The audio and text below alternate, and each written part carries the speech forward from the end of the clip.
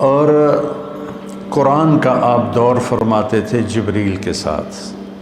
رمضان میں جبریل آتے تھے، اب ایک قرآن غالباً جبریل سناتے ہوں گے، ایک قرآن اللہ کے نبی سناتے ہوں گے۔ جس سال آپ دنیا سے تشریف لے گئے اس رمضان میں آپ نے 2 قرآن سنائے، 2 دفعہ قرآن کا دور کیا۔ اور پھر لیلۃ القدر کے تلاش میں آپ نے ایک دفعہ پورا مہینہ اعتکاف کیا، پورا مہینہ۔ پھر اس کے بعد فرمایا کہ اس کو آخری 5 راتوں میں تلاش کرو، 21، 25، 21، 23، 25، 27، 29، اس میں اس کو تلاش کرو۔ اور آخری اشرا پہ اعتکاف بیٹھتے تھے، آپ کی مستقل سنت۔ ایک دفعہ آپ کا اعتکاف، آپ نے اعتکاف کسی وجہ سے نہیں کیا، وہ ایسا ہوا کہ حضرت عائشہ آپ کے اعتکاف میں بستر لے کر آ گئیں۔ ان کو دیکھ کر حضرت زینب بھی بستر لے کر آ گئیں، تو آپ نے دیکھا یہ سوکنیں تو آپس میں ہی لڑیں گی مسجد میں، تو آپ نے اعتکاف اٹھا دیا اور ختم کر دیا۔ اور پھر شوال میں آپ نے 10 دن اعتکاف کے گزارے۔ ایک دن کا اعتکاف 3 خندق جہنم سے دوری ہوتی، اور ایک خندق کا فاصلہ زمین آسمان کی مسافت کے برابر ہوتا ہے۔ تو اعتکاف آپ کی مستقل سنت تھی، اور اس میں آپ کی سخاوت بڑھ جاتی تھی۔ رمضان کا مہینہ سخاوت کا بھی ہے۔ آپ اجود الناس تھے، ان اللہ الاجود الاجود وَأَنَا أَجْوَدُكُم مِّن بَعْدِهِ۔ اللہ سب سے بڑا سخی ہے، اس کے بعد سب سے بڑا سخی میں ہوں۔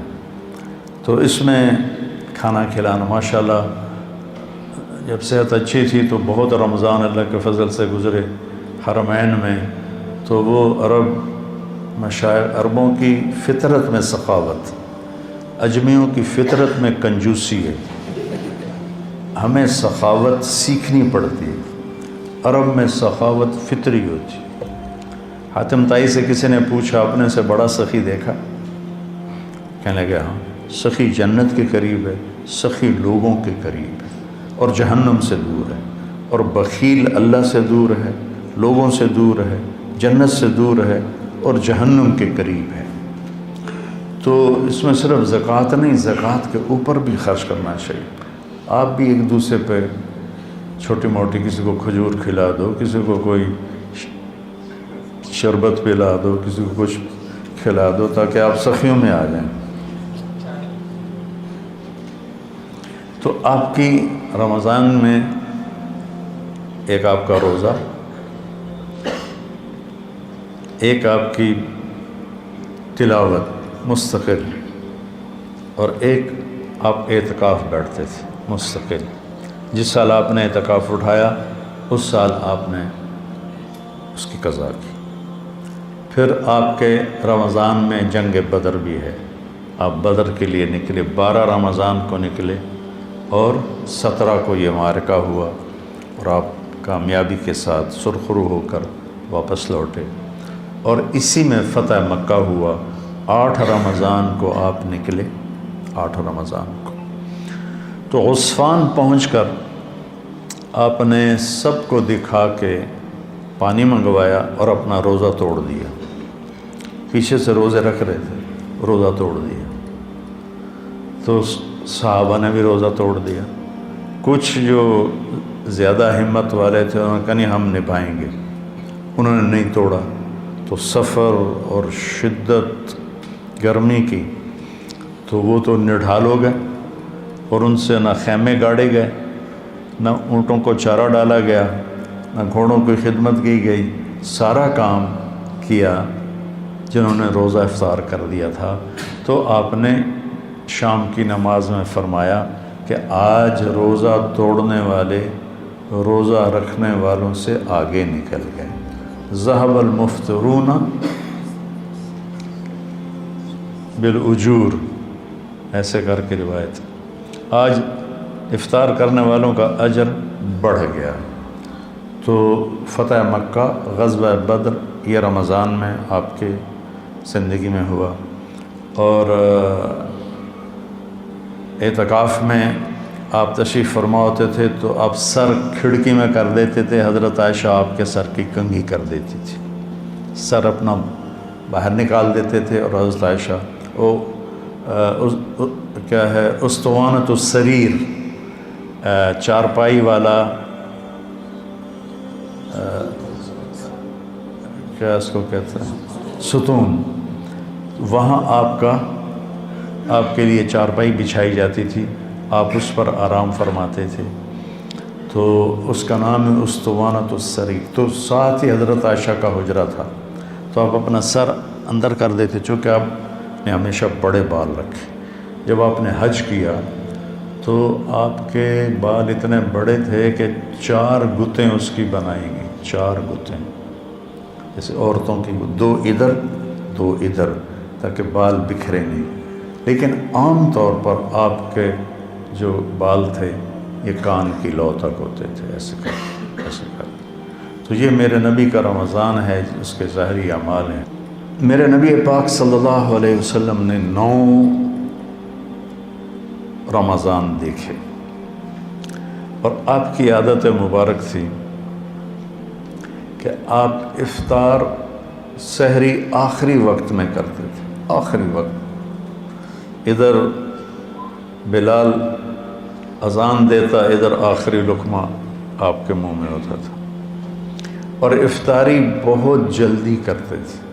ایک آدمی چھت پہ کھڑا ہوتا تھا جب آپ مدینے میں ہوتے تھے، جب آپ سفر میں ہوتے تھے تو ایک آدمی پہاڑی پہ کھڑا ہوتا تھا، جو ہی سورج کا کنارہ ڈوبتا تھا تو ساتھ ہی وہ کہتا یا رسول اللہ غربت، تو آپ اسی وقت کھجور سے، پانی سے، دودھ کی لسی سے، ان 3 چیزوں سے آپ افطار فرمایا کرتے تھے، اور پھر اس کے بعد کوئی کھانے کی چیز ہوتی تو کھا لیتے تھے، ورنہ وہی کھجور ہی ان کا کھانا ہو جاتا تھا۔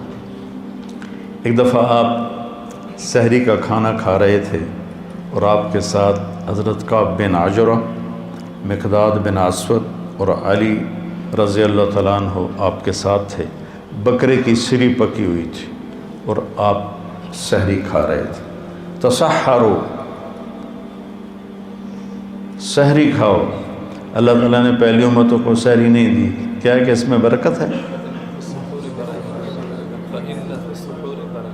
فَإِنَّ فِي السُّحُورِ بَرَكَةٌ، آپ نے سحری کو بابرکت قرار دیا، اور پہلی امتوں کو سحری نصیب نہیں تھی، ہمیں سحری کا اللہ تعالیٰ نے حکم دیا۔ تو حضرت بلال آئے اور آ کر کہنے لگے یا رسول اللہ لقد اصبحت، صبح ہو گئی ہے، آپ کھانا پینا چھوڑ دیں۔ جب کبھی بجلی نہیں ہوتی تھی گاؤں میں 70 کی دہائی میں، تو میں جب گھر آتا تھا تو گھر کی چھت، ہمارے گھر کی چھت بڑی، اور چڑھ پر چاروں طرف اندھیرا ہوتا تھا، میں صبح و صادق کی لکیر کو نکلتے دیکھتا تھا۔ اس کے بعد اب بجلیاں ہی بجلیاں ہیں، روشنیاں نظر نہیں آتی، لیکن وہ حتی یتبین لکم الخیط الابیض من الخیط الاسود، حضرت عمار بن یاسر نے یہ آیت سنی تو ایک دھاگا سفید، ایک دھاگا کالا اپنے سرانے کے نیچے رکھ لی، اور اس کو دیکھتے رہے اور کھاتے رہے۔ وہ تو ہم نے کہا تیری سحری تو بڑی لمبی ہو گئی، پھر یہ صبح و صادق مراد ہے۔ صرف عربی جاننے سے آدمی نہیں سمجھتا جب تک کسی کی صحبت نہ ہو۔ تو یہ کہہ کر چلے گئے اذان دینے۔ اذان دینے کے لیے وہ ایک انصاری عورت کے گھر پر چڑھتے تھے، وہ چڑھنے لگے تو پھر واپس آئے تو آپ دیکھا تو آپ کھا رہے تھے۔ انہوں نے کہا یا رسول اللہ واللہ لقد اصبحت، یا رسول اللہ اللہ کی قسم صبح ہو گئی۔ تو آپ نے اپنے ہاتھ اٹھا لی، کہا یا بلال ما اصبحنا، ابھی صبح نہیں ہوئی تھی، لیکن تو نے قسم کھائی تو تیری قسم جھوٹی نہ پڑے، اللہ نے صبح و صادق کو پہلے نکال دیا۔ اور حضرت علی نے فرمایا اگر بلال قسم نہ کھاتے تو جب تک ہمارے نبی کھاتے رہتے صبح و صادق ہونی نہیں تھی۔ تو سحری میں آپ مختلف چیزوں سے جو کی روٹی مل گئی، کھجور مل گئی، افطاری میں بھی یہ تھا، اور ایک روزہ بھی سب کا قضا ہوا، چونکہ یوم غیم اندازے سے روزہ افطار کرنا ہے، بادل والے دن روزہ افطار کرو جب تمہیں اندازہ ہو جائے کہ سورج غروب ہو گیا۔ تو سارے مدینے پر گہرے بادل تھے، تو سب نے سمجھا کہ سورج غروب ہو گیا، تو سب نے افطار کر لیا، اللہ کے نبی نے بھی افطار کر لیا۔ تھوڑی دیر کے بعد بادل چھڑے تو سورج سامنے کھڑا ہوا تھا، پھر اس روزے کو پورے اہل مدینہ نے عید کے بعد اس کی قضا کی۔ اور رمضان میں آپ کی جو بڑی عبادت تھی وہ قرآن تھا۔ 3 دن 9 سال میں 9 رمضان میں صرف 3 دن آپ نے تراویح کی نماز پڑھی۔ کتنی رکعت پڑھی کوئی صحیح حدیث کوئی نہیں ہے، ٹھیک ہے، اس کے بعد چھوڑ دی۔ اس لیے حضرت عائشہ کا فرمان صحیح ہے کہ بخاری شریف کی روایت ہے کہ رمضان اور غیر رمضان میں آپ کی 11 رکعتی نماز تھی، چونکہ آپ نے تہجد کا اہتمام کیا، تراویح کا نہیں۔ اور چوتھے دن آپ نہیں آئے اور وجہ بتائی کہ میں اس لیے نہیں آیا، مجھے ڈر لگا کہ تمہارے اوپر یہ فرض نہ ہو جائے، وہ فرض ہو جاتی تو پھر لوگ 4 رکعت نہیں پڑھتے تو تراویح چھوڑ دیتے تو کتنا بڑا گناہ ہوتا۔ تو اس میں پھر آپ کے زمانے میں کوئی تعداد نہیں تھی، اور حفاظ الگ الگ کھڑے ہوتے تھے، اور اس جیسے یہاں ہو رہا ہے اہتمام، جیسے اب آپ الگ الگ سنا رہے ہیں، وہاں الگ الگ مسجدوں میں سناتے تھے۔ پھر ابوبکر صدیق رضی اللہ عنہ کا زمانہ آیا تو اس میں بھی اسی طرح چلتا رہا معاملہ بغیر تعداد کے تعین کے۔ عمر رضی اللہ عنہ کا اوائل جو تھا، شروع کا خلافت کا زمانہ، اس میں اسی طرح چلتا رہا۔ ایک دن آپ مسجد میں داخل ہوئے تو آپ نے دیکھا الگ الگ نماز پڑھ رہے تھے لوگ، تو آپ نے کہا کہ میں ان کو ایک امام پہ کیوں نہ جمع کر دوں، تو ابی بن کعب پر آپ نے سب کو جمع کیا اور 20 تراویح فرمایا، صحیح روایت۔ اور یہ بھی صحیح روایت ہے کہ آپ نے ابن الصائب، پہلے ان کا نام کیا یاد نہیں، ان کو 8 تراویح پڑھانے کا حکم دیا۔ تو اب اگر کوئی 8 پڑھتا ہے گنجائش ہے، لڑائی نہیں کرنی، 8 کا تو ثبوت ہی کوئی نہیں۔ اگر کوئی 20 پڑھتا ہے تو صحیح حدیث ہے، اسے لڑنا نہیں چاہیے کہ تو بدعت ہے، بدعت۔ ایک تو ہمارے یہاں بھائیوں کو یہ بڑی جلدی پتہ چل جاتا ہے بدعت ہے، بدعت۔ تو 20 کی روایت بھی حضرت عمر سے ہے اور 8 کی روایت بھی حضرت عمر سے ہے۔ امت کا بڑا طبقہ 20 پر جمع ہوا، اور تواتر سے ایک عمل سینکڑوں سال سے لاکھوں کروڑوں امت کے افراد 20 پر پوری دنیا میں پڑھیں، اور چند لاکھ یا چند کروڑ 8 پڑھیں، اور وہ پھر اپنی رائے اس طرح مسلط کریں کہ 20 تراویح تو ہے ہی نہیں۔ شیخ عطیہ بن سالم رحمۃ اللہ علیہ مسجد نبوی میں درس دیتے تھے، اور سب سے بڑے تھے اس وقت محدث 90 کی دہائی میں۔ اس وقت میں جب حج پہ جاتا تھا تو حضرات کے ساتھ جانا ہوتا تھا، تو ہم 1 مہینہ مدینہ ٹھہرتے تھے، تو میں پورا مہینہ ان کے درس میں بیٹھتا تھا اور بہت فائدہ ہوتا تھا درس۔ ان کی کتاب تھی صلاۃ التراویح، وہ میں نے ساری پڑھی کہ میں نے یہ کتاب اس لیے لکھی ہے کہ میں دیکھتا ہوں کہ 8 تراویح کے بعد بہت سے لوگ نماز چھوڑ کے پیچھے بیٹھ جاتے ہیں۔ اس پر یہ عنوان تھا، اور پھر آگے بات کی کہ یہ نفل ہے۔ کوئی 40 مدینے والے 40 پڑھتے تھے بعد کے، حضور کے بعد کے زمانہ میں، خلفاء راشدین کے بعد کے۔ مکے والے وہ 4 تراویح پڑھ کے ایک طواف کرتے، پھر 4 تراویح پڑھ کے ایک طواف کرتے۔ مدینے والوں نے کہا ہوں اسی طواف تک کر نہیں سکنے، ایسی کی کری، انہوں نے کہا ایسی 20 دیاں 40۔ خان صاحب 2 رکعت نماز نفل، اللہ اکبر۔ ایک کوئی پنجابی جو صحیح بات ہے